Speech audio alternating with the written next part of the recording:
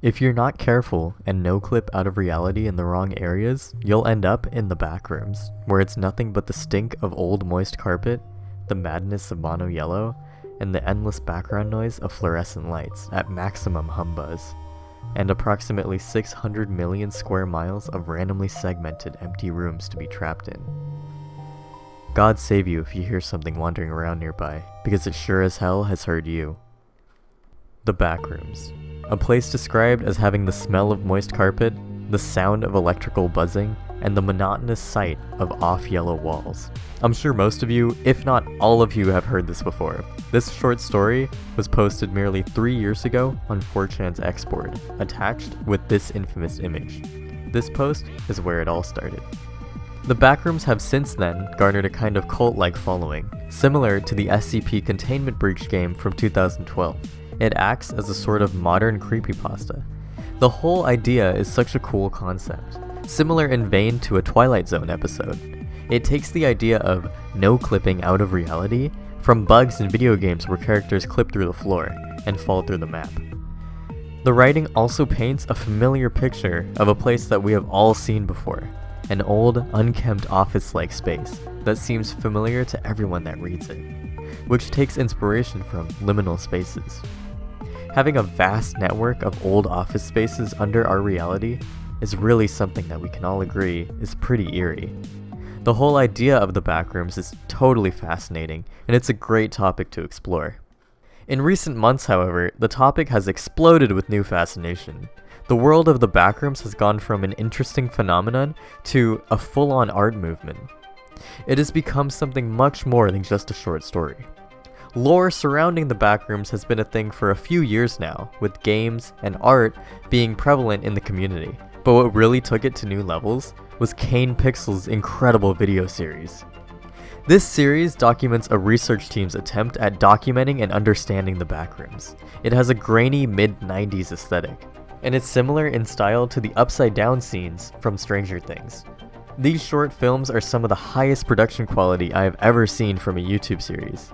These videos alone inspired and introduced hundreds of people to the Backrooms, and it is one of the main reasons why I'm making this video. If you haven't seen this series, please do. It's only a few videos long, and it's incredible. Hello? Hello? But what's even more incredible than the Kane Pixel series is the immense amount of Backrooms videos that have been created by people just starting their YouTube careers. Many people were inspired by these videos and learned how possible it is to make their own Backrooms videos. After Kane's series, so many channels popped up dedicated to making realistic renderings of Backrooms videos, or to make elaborate shitposts, some of which show characters in hazmat suits and often showcase creatures found on the Backrooms wiki, each with their own take on the genre. You can tell that their skills improve as they continue making these videos. You might be wondering, how are these channels making these videos? Are they all going to locations and filming themselves walking around abandoned buildings? Is it actual found footage from the 90s? Well, obviously not. Right?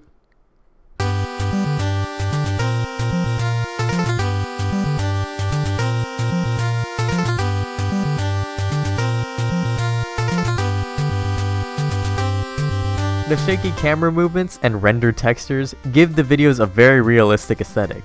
So I asked a prominent Backrooms YouTuber by the name of Queefs what their process was. They first think of an idea, then make the 3D models, make the textures, and then render it all out. This 3D animation is all done inside of the program Blender, which is a free and open source program used to make anything in 3D. After that, Queefs says, they add sound effects as well as the visual effects. The video uses a little program called NTSC-QT, which adds lines, blurs, and distorts videos similar to a weak TV signal or an old VHS tape. Queefs also told me that a big inspiration of theirs was a channel by the name of Dinnerbone777. When I looked up Dinnerbone's videos, I found out that they actually have videos that heavily predate the Kane Pixel's videos, going as far back as July 2020. They really pioneered this style of Backrooms content and have probably inspired loads of creators. If you guys would like to check Queefs out, their channel is in the description. This whole rabbit hole was really fun to go down, and I love the amount of time and effort that is put into these videos. Each of these creators all have their own take on this creepypasta, and it's beautiful watching them grow and express themselves in this way. As a 3D artist, it makes me really happy to see hundreds of new artists be introduced to this medium. This whole concept is really something that I feel has a lot of potential, and I'm very excited to see how far it goes. I will be watching. Thank you.